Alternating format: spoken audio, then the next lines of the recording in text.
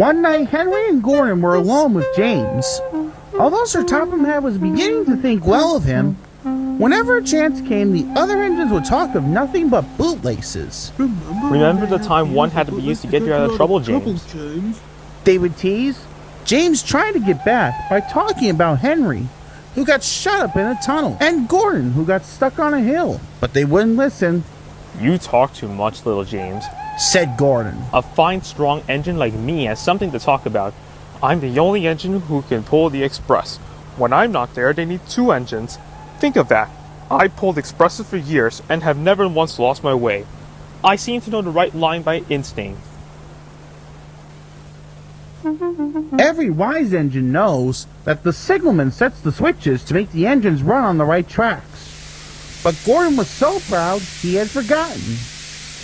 Wake up, James, said Gordon next morning. It's nearly time for the express. What are you doing?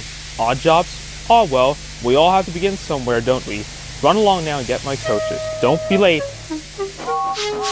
James went to get Gordon's coaches. They were all shiny with new paint. He was careful not to bump them, and they followed him smoothly into the station singing happily. We're going away, we're going away. I wish I was going with you, said James. I should love to pull the express and go flying along the line. Gordon, with much noise and blowing of steam, got ready to back onto the train.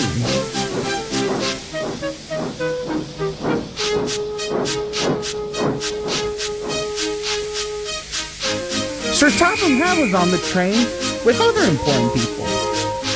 And as soon as they heard the conductor's whistle, Gordon started. Look at me now, look at me now. He puffed and the coaches glided after him. Boop, boop, boop, boop, boop. Goodbye, little James. See you tomorrow.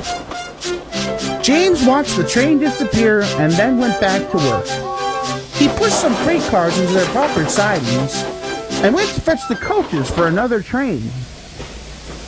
James had just brought the coaches to the platform when he heard a mournful noise. There was Gordon trying to sneak into the station without being noticed. Hello, Gordon. Is it tomorrow? Gordon didn't answer. He just let off steam feebly. Did you lose your way, Gordon?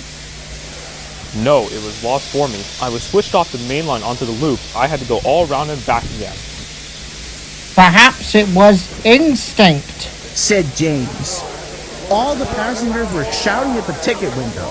We want our money back. But Sir Topham Hatt climbed onto a cart and blew the conductor's whistle so loudly they all stopped to look at him. Then he promised them a new train at once. Gordon can't do it. Will you pull it for us, James? Yes, sir. I'll try.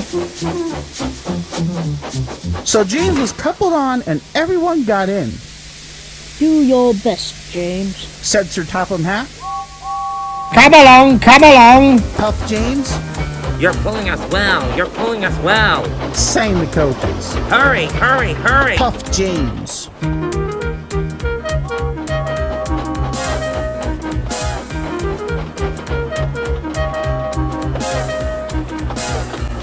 Bridges and stations flashed by. The passengers cheered, and they soon reached the station. Everyone said thank you to James, and Sir Topham Hatt was very impressed. Well done.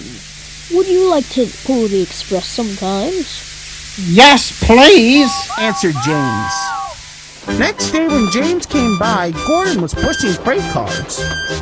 I like some quiet work for a change, he said. I'm teaching these trucks manners. You did well with those coaches, I hear.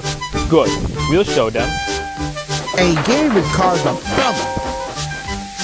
James and Gordon are now good friends. James sometimes takes the express to give Gordon a rest. Gordon never talks about bootlaces, and they are both quite agreed on the subject of freight cars.